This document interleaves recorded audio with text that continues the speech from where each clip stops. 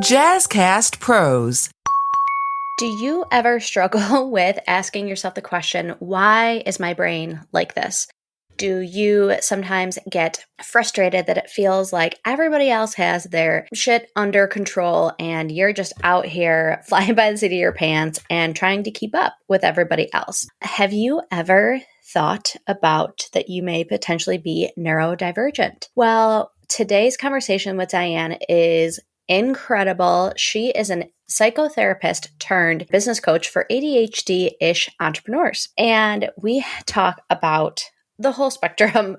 We could have talked forever about ADHD, what it looks like, what it feels like as an entrepreneur, what steps to take if you think that you potentially have ADHD, and also ways to support yourself as an entrepreneur that aren't just medication if you do either have or believe to have ADHD or are neurodivergent as an entrepreneur. It's an amazing conversation. I can't wait for you to hear it. So without further ado, let's get into this conversation with Diann.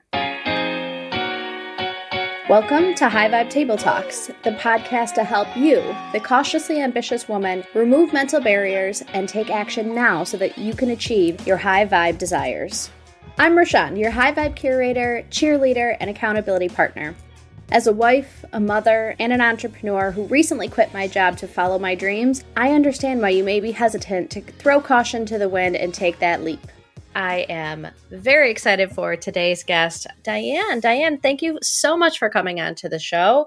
Can you tell us, first of all, where you are located geographically, a little bit about yourself, and who you serve?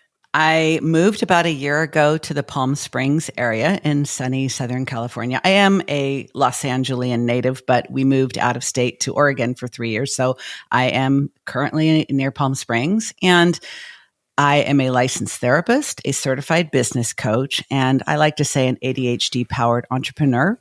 I like to help women like me get focused, fired up, and flame retardant. Love me those Fs. Your tagline on LinkedIn is psychotherapist turned business coach for ADHD-ish entrepreneurs who are ready to boss up in their business. So can you explain what ADHD-ish is and how do you help folks who identify with that? Well, I recently started using this term ADHD-ish. I mean, very recently. Like I bought the domain name over the weekend. And the reason for that is because I realized that most entrepreneurs have these traits, and we're going to get deep into the traits. But I noticed that most entrepreneurs have these traits, and for a variety of reasons, they may or may not want or need an official ADHD diagnosis. ADHD has become a hot topic. It is all over the internet. Everybody's asking, do I, don't I, doesn't everybody? Is it a made up thing? Is this something that's being, hyped by drug companies because they want our money? And so I think a lot of people are questioning, like, could this be me? And as you could tell by my age, I've been ADHD a lot longer than most people who are talking about it. So I try to keep it real and help people figure this out. That's awesome. So I am currently seeking out an ADHD diagnosis, which at 36, I was actually told on the phone when I was reaching out to providers, wow, that's really old. I didn't stay on the phone with him that much longer, but what questions can people ask themselves if they're like, oh, this might be me, and should I take next steps to get a potential diagnosis or things like that? Well, first of all, I'm sorry that you had that experience, and I wish that it was uncommon. Sadly, it isn't. I think I would say at this point in our history that ADHD is still being underdiagnosed, overdiagnosed, and misdiagnosed. And let me explain that briefly before I talk about whether or not it's worthwhile finding out for sure. ADHD as a diagnosis has been around for a very long time. But for a very long time, the only humans that were being diagnosed with ADHD were little boys. Now, when I changed my career, my first career was in medical sales.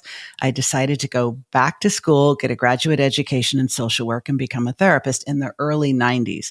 I have 3 adult children. At that time, my oldest was 8 years old, and he was the quintessential boy with ADHD. Couldn't sit still, couldn't shut up, couldn't wait his turn, extremely bright, but a behavior problem in the classroom. And that is how most boys still to this day get identified. So he was identified with ADHD. I learned a ton about it. I worked with a group of boys in my graduate training. But when I started meeting their fathers, when they would come to pick them up after the group, I started thinking, okay, wait a minute. All of my supervisors, all the professors, all the psychiatrists, I trained at UCLA in the Neuropsychiatric Institute, like very renowned. They all said the same thing. This is a condition that affects a small percentage of boys, and they outgrow it by late adolescence or early adulthood. Well, hey, I was only a graduate student at the time. I certainly was not an esteemed expert, but I observed that people didn't outgrow it, and that all of the dads that I met seemed to have it. And I started noticing some of them were really, really successful and others very unsuccessful in multiple areas of their life. So I decided that's what I'm going to do my master's thesis on. They almost didn't approve it, but I said, I have a hypothesis that this is not something we outgrow. I finished the thesis. And in true ADHD fashion, I went on with my life and my career, and I didn't think about ADHD again for quite a while. But we don't find what we don't look for. And at that time, we were not looking for ADHD in adults, and we were not looking for it in females of any age. So I think as a 36-year-old woman, sadly, the person who had you on the phone is ignorant.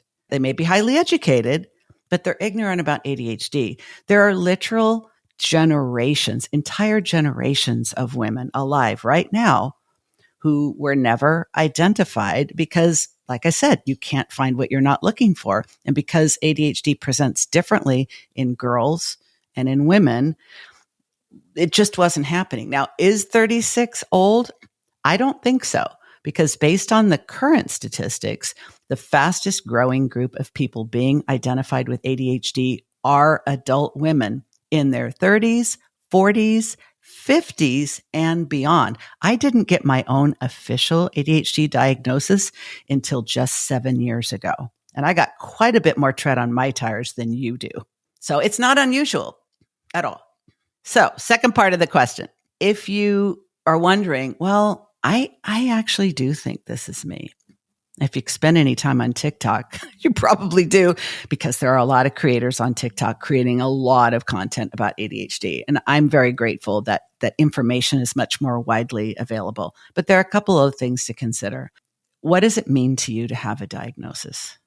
I think for some people, having an official diagnosis brings a sense of relief and a sense of comfort, because now they have, air quotes, proof that there really is something different about the way their brain works. And for some people, that is worth a lot. So I think that's a question to ask yourself. What does a diagnosis mean to me? Like, do I need it? And what do I need it for? If you need it for peace of mind and you really, really actually need it to have that peace of mind, to claim that peace of mind, then by all means. But I think the most important reason to get an official diagnosis of ADHD is these two reasons. One, you want to try medication.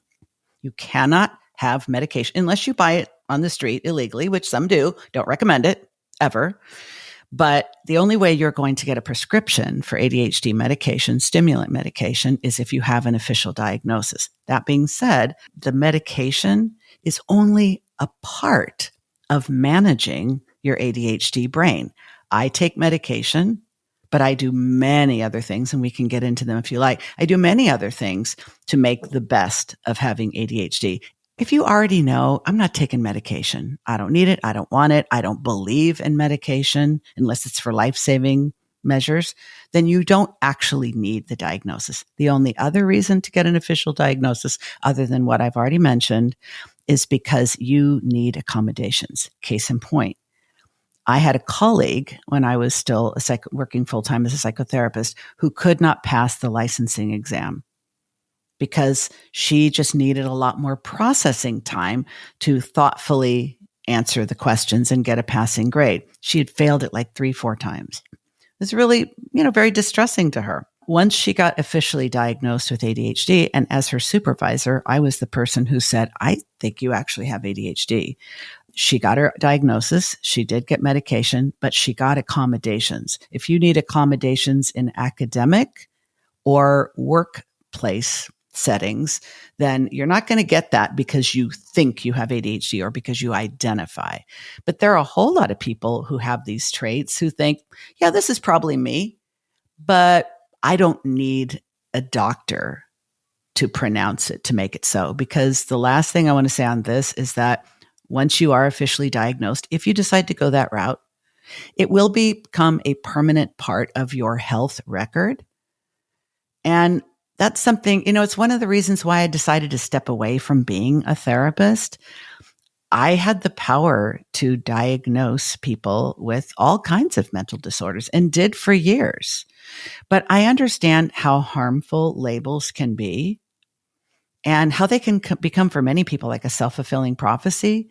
So I just chose to step away from helping people in that way because I don't want to be responsible for giving someone a permanent label. We don't know how this could be used against you. I have heard that people cannot be in the military or they can't be a peace officer if they have an official ADHD diagnosis. Don't quote me on this. I can't confirm it, but I do happen to know by personal experience that lots and lots and lots of people in the military and first responders of all kinds have ADHD. And it makes sense because we tend to be people who are drawn to fast-paced, high-risk situations. Mm-hmm. Yeah. Does all that make sense? Yes. It's complex, and it took me like a weekend. My sister had made comments to me. My husband had made comments to me. And I think back even to my college roommate, doing something. And she's like, your brain is just funny, and I because I was always academically inclined, it never really impeded on that part of my life. My keys going missing, forgetting dates, being time, all those other things impeded my day-to-day life. But just like you said, because I wasn't the quintessential boy who couldn't sit still in their seat, there was never any kind of connection to it. But on that, one of the things that I also struggled with during that weekend, thinking about medication, if that was the step I wanted to take, I felt like there are so many parts of my brain, especially as an entrepreneur, that I love. I love being creative. I love thinking big. And I have really started to embrace on my entrepreneur journey those parts of my brain. And I have a fear that those will lose their glitter if I do things like medication or different things like that. So how does one reconcile the fact that, there are ways to support your brain that won't kind of damper those beautiful parts of the brain as well? This is such a good and very astute question. I'm really glad you asked. I think it's normal to have a fear that if I shut off the negative parts of my brain, aren't I going to be shutting off the parts I freaking love?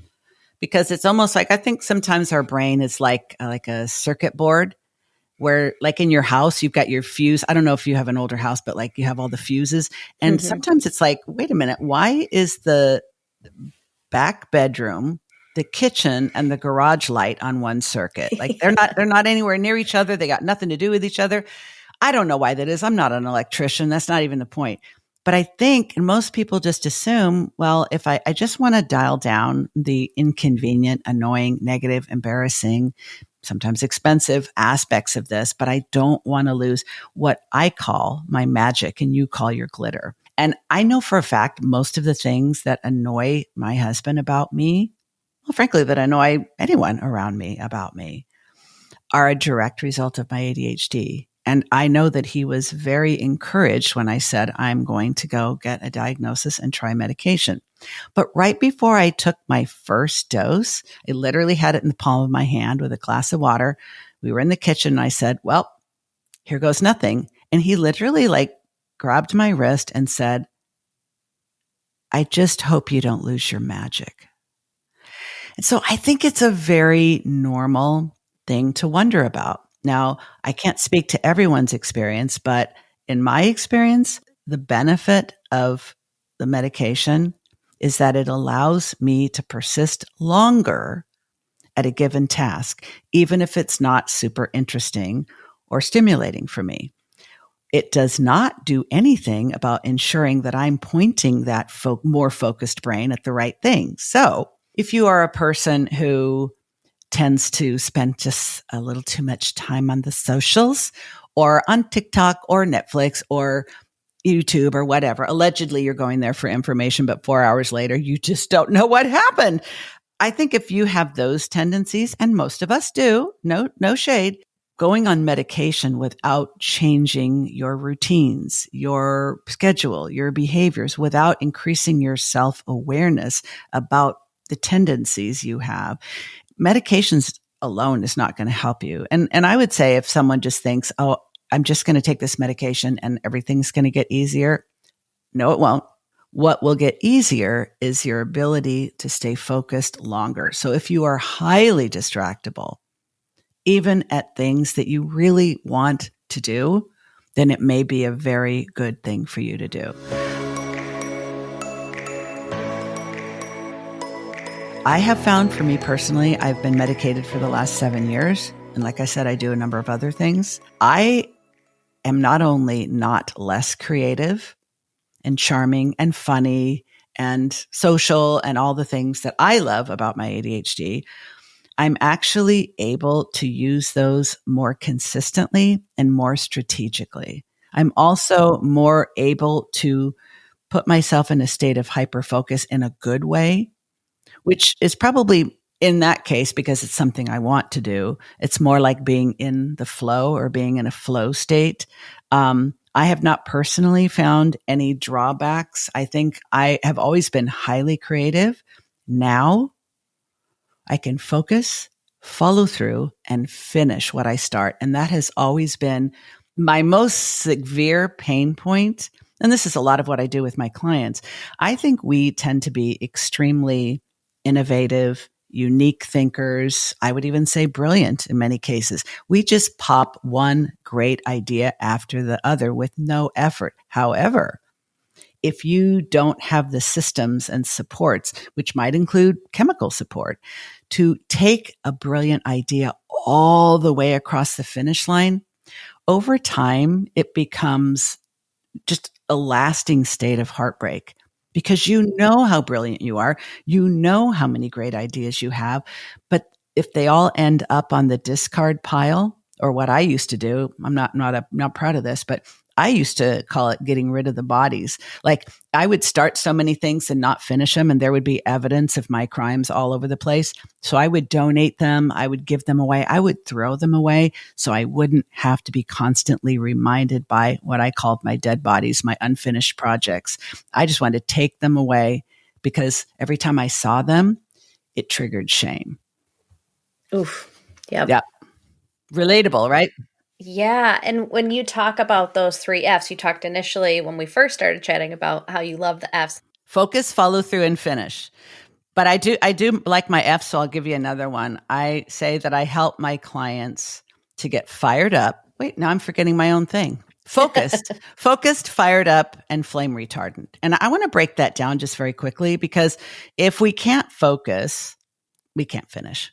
But we also need to be fired up, because something that's also very true about the ADHD brain is, and one of the reasons why we're so good at starting and so crappy at finishing, is because the best idea we've ever had is the one at the top of the stack. It is so shiny. It's just like a fresh stack of pancakes, and it's completely undefiled by real experience. Once we start working on it, the dopamine supply starts to diminish. The shininess wears off. The novelty is like yesterday's newspaper, and we start doubting why we're even doing it to begin with, and literally like forgetting what was so special to us about it. So we do need the focus, but we also need to know how to fire ourselves up, because there's no project unless you can finish it in like an hour. A long-term project like a podcast, like a book, like creating a program or a course, great content for your audience, like that requires sustained effort over time. And you and I both know that you're not always going to be like fired up to do it. So we need things to help us regain the excitement as well as the momentum. And then the flame retardant part is that we tend to have rejection sensitivity issues. And we tend to take failure and mistakes a little too personally.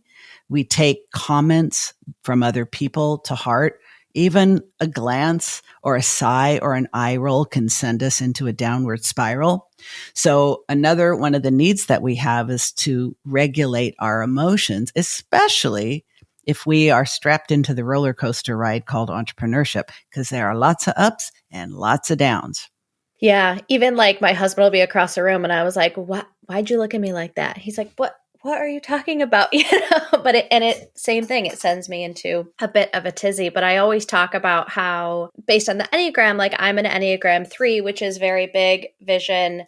And if I were to ever find a partner, or in the not so distant future, I'm looking at adding like a VA to, and I always say it's to dot my I's and cross my T's, because that is really where my downfall tends to be in a lot of the projects that I do. And I think that's also why a lot of entrepreneurs are in the process of that kind of, am I ADHD? Because entrepreneurship is a very confronting experience. You talk about rejection, you talk about motivation, you talked about kind of the long haul that is this journey. And so what initially started out was I was like, how can I work with my brain versus working against it?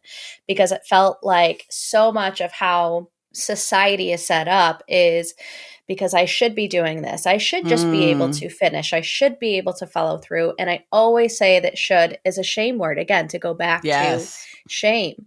So what are struggles that a lot of people come to you with, and what is your initial advice that you wish you could shout to the rooftops to more entrepreneurs?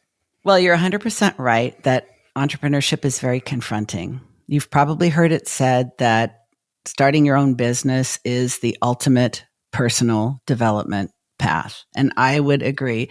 And also to your earlier question about getting diagnosed at 36, the two routes that female entrepreneurs get diagnosed through is either they have a school-age child who's come to the attention of, the school authorities, and they are starting to suggest the child needs to be tested. And if you have a good child psychiatrist, they know. In fact, I was diagnosed by a child psychiatrist, believe it or not, because they know the more about ADHD than anyone else. There's plenty of adult psychiatrists who wouldn't even diagnose an adult woman because they are not aware of the gender bias against identifying us that has been around for decades. And many of them don't remember that it wasn't until the year 2000 that ADHD was even added to the adult section of the psychiatric manual.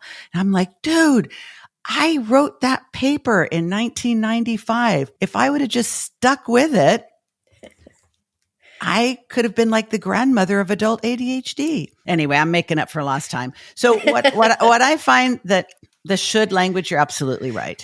I think we are culturally conditioned to conform to the norm. And the norm is what works best for the institution. So the academic institution, starting with preschool even. You're told what to do. You're told what not to do. There are consequences for disobeying. But if you are a little bit of a squirmy kid who's actually very eager to learn, and by the way, the fact that you did well in school, so no one ever thought you had a neurodevelopmental problem, is very common for women. Most boys don't do well in school because they're more hyperactive and impulsive.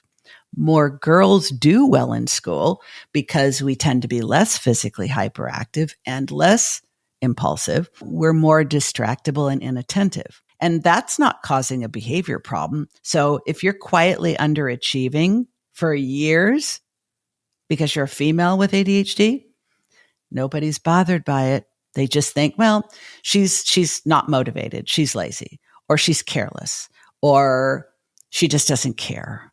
Or she's a space case, or maybe she's not that smart. Like, we just sort of diminish. So I think a lot of the shoulds come from that too, because frankly, when you're a little kid, you haven't got a lot of thought seeds growing in your brain yet. So the first opinions you have of yourself are based on feedback you've gotten from the grownups, your parents, your teachers, your grandparents, whatever adults are in your life. And that's when we start shoulding, because we are told, you just need to focus.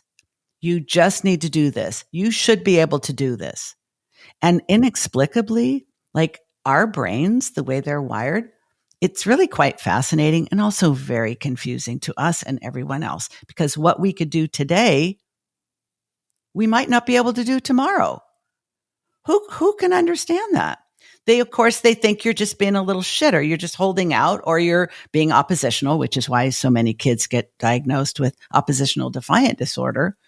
It's because they don't seem to be able to do the things that they say they should. What I find, because I work with all genders, but I market predominantly to women, the types of problems that women have and what they complain about when they come to me is this. They love being an entrepreneur for all the reasons that we don't even need to name, and anyone listening already identifies with. Where it becomes problematic for us is if we can't make the most of our genius, our magic, our glitter. We can't get our ideas all the way from start to finish because we don't think we know how to be consistent. Well, we don't know how to be consistent because we're trying to be consistent in the ways that neurotypicals are consistent. And that doesn't work for us. A lot of women that work with me say, I have so many ideas, but I don't have any systems for like capturing them. So they just are scattered everywhere and I feel disorganized. Some of them will say, I've internalized other people's voices for so many years that I know objectively that I'm smart and I'm talented and I have something really special to offer, but I just constantly struggle with confidence. I would say confidence is one of the things that I hear the most. And, I would be shocked if I didn't understand human nature, the mind and the brain as well as I do when a literal genius woman decides to work with me and tells me, I just can't put this out there. I just don't have the confidence. And I'm not shocked. I'm not thinking, girl, get yourself together. You got it going on. I'm not going to disrespect her felt experience because I know exactly how that feels and where it comes from. There's 3 more things that I see a lot of people come to me for help with. I call them the unholy trinity, and they are procrastination, perfectionism, and people pleasing, which, by the way, are also true of most people born female, with or without ADHD. But I think with ADHD, there's a special flavor of that because we tend to be creative, innovative thinkers who fall in love with their ideas, but don't always feel comfortable sharing them with others. And other people don't always understand us. Plus, we don't always understand ourselves. I also think females are culturally conditioned from birth to be perfectionists and people pleasers because it makes other people's lives better. And, hey, even if you consider yourself a rebel, even if you really aren't making a conscious effort to make other people like you, most of us experience something that I've called the default yes, which is somebody asks you to do something, you say yes. It feels like it's the right answer. It's certainly the answer that the other person is looking for. If we can't think of a reason to say no, and many of us, when we feel put on the spot, our mind just literally goes blank. Like we couldn't even answer our own name at that moment, especially with authority figures. So we just say yes. Well, guess what? The default yes means you are overcommitted. Your life is overcomplicated. Your business is overextended. You have too many obligations and you don't know how to triage or prioritize them. So you're always stressed out, overworking, and always feeling like you're disappointing yourself and others. And that sucks, especially when you're in your own business. So these are just some of the things I help with. Yeah. Are you ready for the lightning round questions?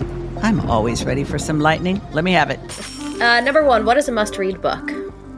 Can I say 2?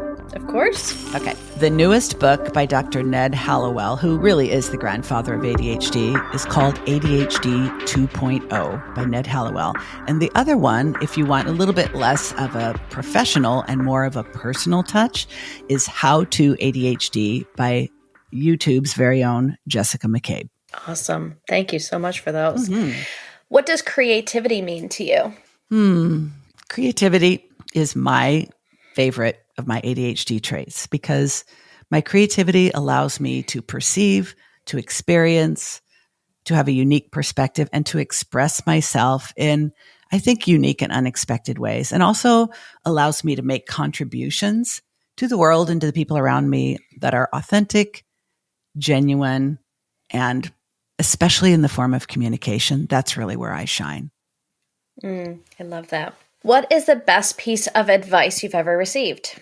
I wish I would have figured this out a lot sooner. Lose your fear of failure.